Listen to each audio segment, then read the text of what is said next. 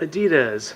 All day I dream about speculums or shrapnel that maims children in war-torn lands. Or in Michelle's case, spanking. Solipsism. Actually, I will talk about solipsism in a little bit because it's interesting. But what I really dream of all day, in all honesty, is success.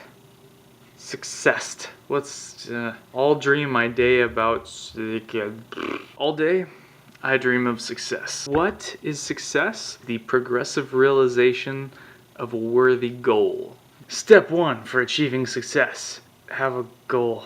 A little tangent for you. I just went to a festival seminar thing, but one of the speakers was talking about what does it take to be an alpha male. And by alpha male, I don't mean like the dudes on Jersey Shore that are like, yeah man, I'm alpha because I got big arms. Yeah. What I mean by alpha male is somebody who leads and who is respected and who isn't just sort of a passive lingerer as life, somebody who's self-actualized, who acts on their own intentions. What do you need to do to be an alpha male or alpha female, alpha whatever, just a leader, a go-getter, somebody with gumption. Step one, or step two in my case, but step one for this guy, he was saying, know who owns your balls, or in my case, ovaries. Does your girlfriend own your balls? Does your wife own your balls? Does your priest own your balls? Do your parents own your balls? If so, fuck that shit. And when you know that you own your balls and that you're a person of value, then you can achieve what you want to achieve. It's pretty simple, but is it easy?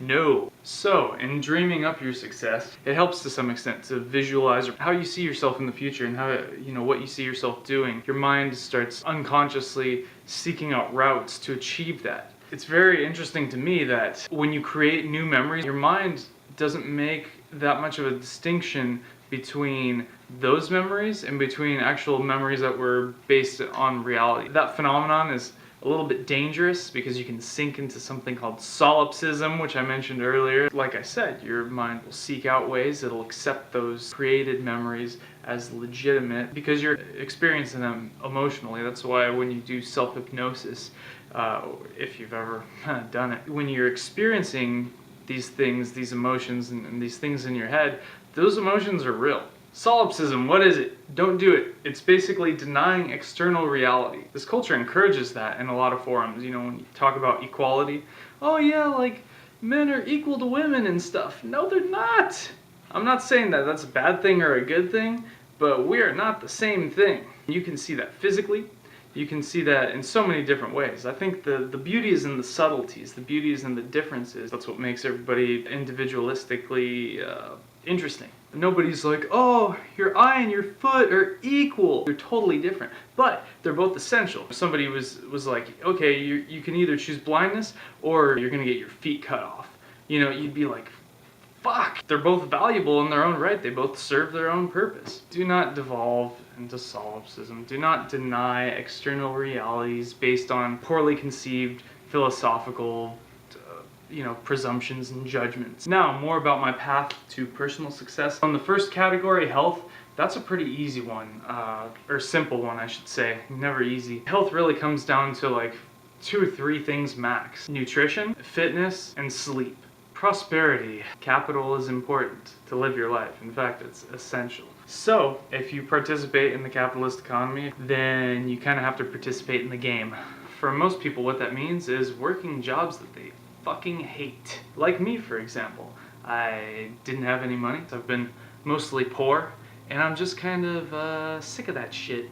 If you're working a job that you hate, that you abhor, or that at the very basic you're indifferent to, you're working full-time, 40 hours a week, 5 days a week, 8 hours a day. Say you work 50 weeks out of the year. That's 2,000 hours that you spent in a year of doing stuff you did not like. You don't think that has an effect on you? It absolutely does. What I'm doing about it is I'm working a job that I hate temporarily to get a bunch of money. When I get enough money, I'm gonna start a couple businesses that I've wanted to build up and restart and start to begin with. If there's something that you want to do that completely you think fulfills you, you should go for it. Either you're going to be extremely poor or you're going to spend a lot of hours working to maintain a basic standard of living. I think this is a good transition from the prosperity thing, because all the things that I would do for prosperity are things that I'm passionate about, that I would probably be doing in some capacity or another,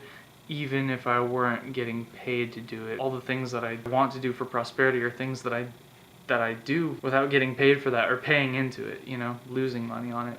One of my passions more recently, I'll confess, I think this is like my first internet confession on this, so crazy, is seduction. I would go so far as to say one could even argue that everything you do in life is based around the whole mating game. Why do guys crave success and want the car and, you know, the house and all that stuff? A big part of it is to impress another woman that they can bring into their life. Why do women put on makeup, go out, want guys that are on that path? Because they want replication and, you know, a successful life for them and their kin. There's a whole lot of evolutionary biology and all sorts of other psychology that goes along with that. But the whole process of like attraction and social dynamics and seduction is something that I've actually been studying, as creepy or weird or whatever people, you know, want to consider it. And it's because I haven't really had that much success in the past with that, mainly because I just haven't been very social. So, comments on last week's videos, because I had to change venues because my parents just got home. I've been working too much to watch your stuff. New girl, I saw your thing. You're funny. You say things that I would say, like, all day I dream about semen, except for I'm serious when I say it. Sorry I'm late again. Better luck next week, James. Gah.